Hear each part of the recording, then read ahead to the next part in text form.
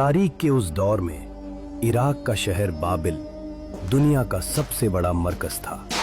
यहाँ के लोग न सिर्फ सितारों की पूजा करते थे बल्कि अपने हाथों से बनाए हुए पत्थर के बुतों के आगे भी सर झुकाते थे।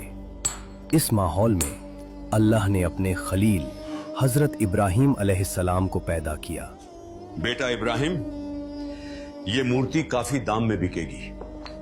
तकलीफ दे हकीकत ये थी कि हजरत इब्राहिम अलैहिस्सलाम के अपने वालिद अजर इन्हीं बुतों को तराशने वाले फनकार थे। क्या लाजवाब मूर्ति बनाई है। इस मूर्ति की जो भी मुंह बोली कीमत होगी हम अदा करेंगे। तो सौदा पक्का समझो। तुमने मेरी मेहनत का सही मोल लगाया है। ये मूर्ति अब तुम्हारी हुई। और लोग उन्हें खरीद कर अपनी किस्मत का मालिक समझते। देखा इब्राहिम, ये मूर्तियां हमारे घर में बरकत ला रही हैं।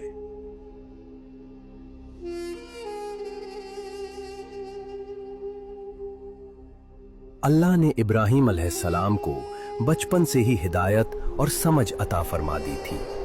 उनका दिल ये मानने को तैयार ही नहीं था कि ये बेजान पत्थर जो न सुन सकते हैं और न देख सकते हैं, वे किसी इंसान के फायदे या नुकसान के मालिक कैसे हो सकते हैं। ये बेजान पत्थर जो न सुन सकते हैं न देख सकते हैं, फिर भी लोग इन्हें खुदा मानकर पूजते हैं।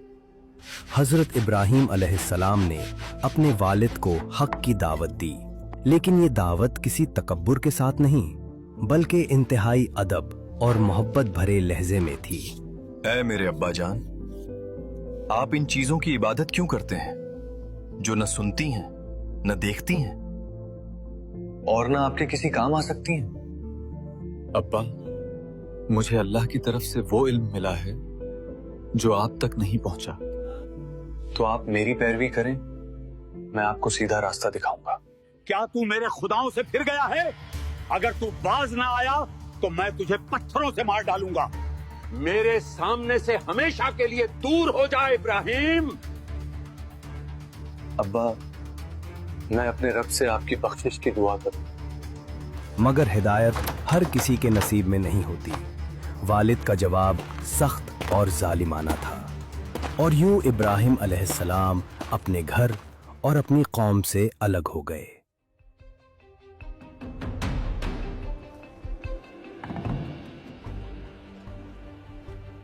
और फिर त्योहार का वो दिन आया जब पूरी कौम शहर से बाहर जश्न मनाने के लिए जमा होती थी। ये उनका मेला था जहां वे अपने बुतों के सामने खाना रखते थे और फिर शाम को उसे तबर्रुक समझकर खाते थे। क्या तुम नहीं चल रहे इब्राहिम हमारे साथ? नहीं, मैं बीमार हूं। वे लोग हजरत इब्राहिम अलैहिस्सलाम को वहीं छोड़कर चले गए और देखते ही देखते पूरा शहर खाली हो गया। जब शहर खाली हो गया तो तौहीद का शेर उस बुत खाने में दाखिल हुआ और तंज करते हुए उन बेजान मूर्तियों से पूछा, तुम खाते क्यों नहीं? तुम्हें क्या हुआ है कि तुम बोलते भी नहीं? जवाब में खामोशी थी। फिर हजरत इब्राहिम का हाथ उठा और पूरी ताकत से उन्होंने कुल्हड़ा चलाया। देखते ही देखते वे झूठे खुदा जिन पर लोग अपनी जान छिड़कते थे टुकड़े टुकड़े हो गए, सिवाय उस सबसे बड़े बुत के। और फिर उन्होंने कुल्हाड़ा उसी के कंधे पर लटका दिया और वहां से चले गए।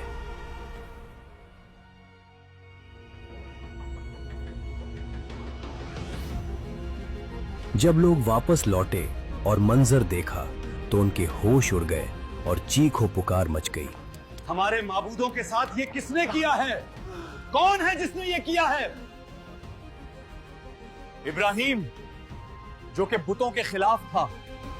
शक की सुई इब्राहिम अलैहिस्सलाम पर गई तो उसे पकड़ कर लाओ, क्योंकि वही इन बुतों के खिलाफ बोलते थे। उन्हें भरी मजलिस में लाया गया और सवाल हुआ, ऐ इब्राहिम, क्या तुमने हमारे खुदाओं का ये हाल किया है? इब्राहिम अलैहिस्सलाम ने निहायत इत्मीनान से उस बड़े बुत की तरफ इशारा किया जिसके कंधे पर कुल्हाड़ा था। शायद ये काम इसी बड़े बुत ने किया होगा। इस जवाब ने उनकी अक्लों को झंझोड़ दिया जिसके कंधे पर ये कुल्हाड़ा टिका है उसी से पूछ लो, अगर इनमें सच में बोलने की ताकत है। क्या तुम्हें पता नहीं कि ये बोल ही नहीं सकते?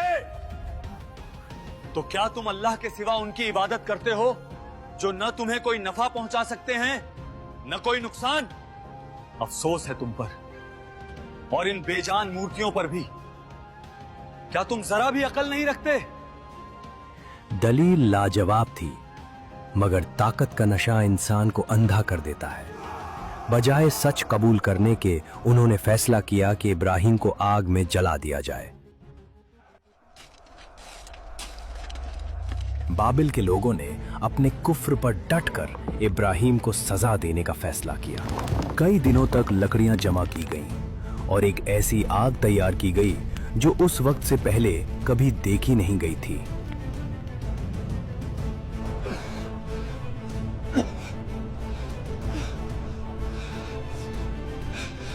आग के शोले इतने बुलंद थे कि परिंदे भी ऊपर से गुजरते तो जल जाते।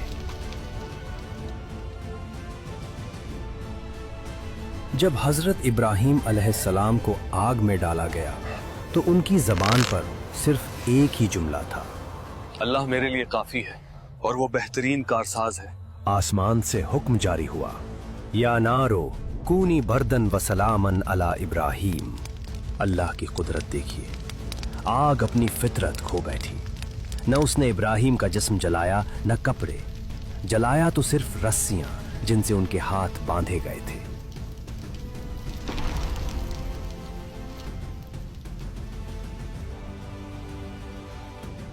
लोग तमाशा देखने खड़े थे कि इब्राहिम राख बन गए होंगे, मगर जब धुआं छटा तो देखा कि इब्राहिम आग के बीच ऐसे खड़े हैं जैसे किसी बाग में हो। ये तारीख का वो अजीम मौजज़ा था जिसने साबित कर दिया कि आग भी अल्लाह के हुक्म की गुलाम है।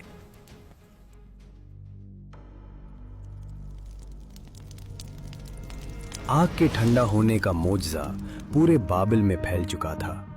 ये खबर वक्त के सबसे बड़े जालिम बादशाह नमरूद तक पहुंची। उसने तकब्बुर में आकर हजरत इब्राहिम अलैहिस्सलाम को दरबार में तलब किया।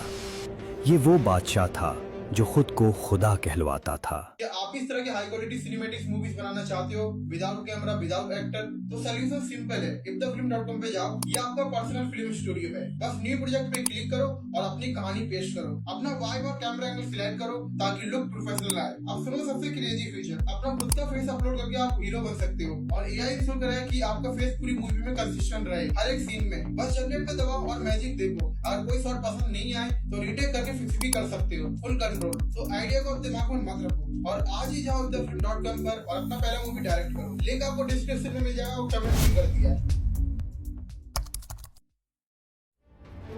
तुम्हारा रब कौन है?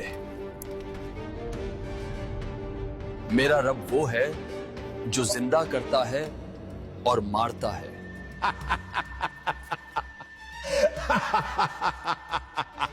जाओ, जाकर 2 कैदी लेकर आओ। अब इसमें से एक को कत्ल कर दो। उसने कैद खाने से 2 कैदी मंगवाए, एक को कत्ल करवा दिया और दूसरे को छोड़ दिया। देखा तुमने, मैं भी जिंदा करता हूं और मारता हूं।